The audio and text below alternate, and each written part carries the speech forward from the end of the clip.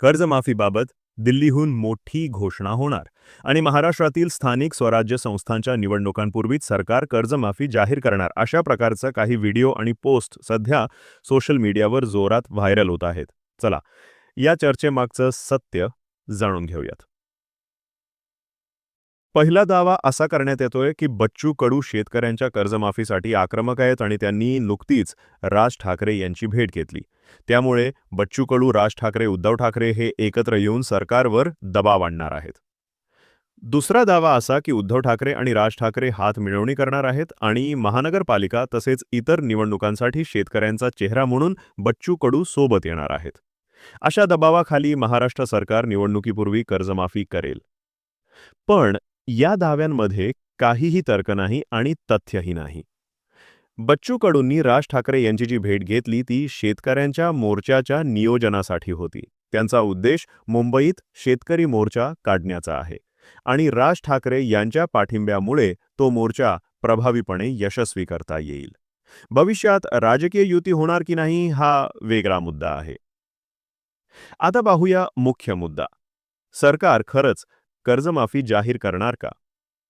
जरी विरोधक एकत्र आले तरी सध्याचं सरकार कोणालाही कर्जमाफीचं श्रेय देणार नाही. सरकार हे क्रेडिट स्वतः घेणार आहे आणि ही घोषणा ते 2029च्या निवडणुकीच्या अगदी काही दिवस आधी किंवा 6 महिने आधी करतील. अंमलबजावणी मात्र पुढच्या सरकारवर ढकलली जाईल. मुख्यमंत्री देवेंद्र फडणवीस यांनी स्पष्ट सांगितलंय की यावर्षी कर्जमाफी होणार नाही कारण पिकांची स्थिती तुलनेने चांगली आहे आणि जर आत्ता कर्जमाफी केली तर पुढे दुष्काळ किंवा आपत्ती आली तर सरकारकडे ती करण्याची आर्थिक क्षमता उरणार नाही. याशिवाय राज्याची आर्थिक परिस्थिती तणावात आहे. केंद्र आणि राज्य दोन्ही ठिकाणी सत्ताधारी पक्षाचे सरकार असले तरी मोठा आर्थिक शिल्लक भाग उपलब्ध नाही. फडणवीस यांनी जाहीर केलंय की पीक विम्यासाठी खर्च होणारे हजारो कोटी रुपयांचे अनुदान कमी करून कृषी समृद्धी योजना राबवण्यात येणार आहे, ज्यातून पायाभूत सुविधा, यांत्रिकीकरण, शेडनेट यासाठी गुंतवणूक होईल. स्थानिक स्वराज्य संस्थांच्या निवडणुकांपूर्वी कर्जमाफी होईल अशी शक्यता जवळजवळ नाही, कारण सरकारला या निवडणुका जिंकण्यासाठी कर्जमाफीसारख्या निर्णयाची गरजच नाही. या निवडणुका त्यांच्यासाठी तुलनेनं सोप्या आहेत आणि शेतकऱ्यांचा मतदार गट जातीय समीकरणांमध्ये विभागला जातो हे राजकीय इतिहासातून स्पष्ट आहे. निष्कर्ष: कर्जमाफी हा हक्क आहे, पण तो सरकारकडून आपोआप मिळणार नाही. तो मिळवण्यासाठी शेतकऱ्यांनी एकजूट दाखवून दबाव आणला तरच यश मिळेल. बच्चू कडू सारख्या नेत्यांच्या मागे ठामपणे उभं राहणं गरजेचं आहे.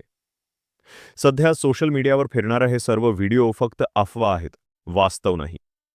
दिल्लीहून किंवा गल्लीतून कुठलीही कर्जमाफीची घोषणा स्थानिक स्वराज्य संस्थांच्या निवडणुकीआधी होणार नाही. खरी माहिती आणि अपडेटसाठी आमचं चॅनल सबस्क्राईब करा, बेल आयकॉन दाबा आणि हा व्हिडिओ जास्तीत जास्त शेतकऱ्यांपर्यंत पोहोचवा.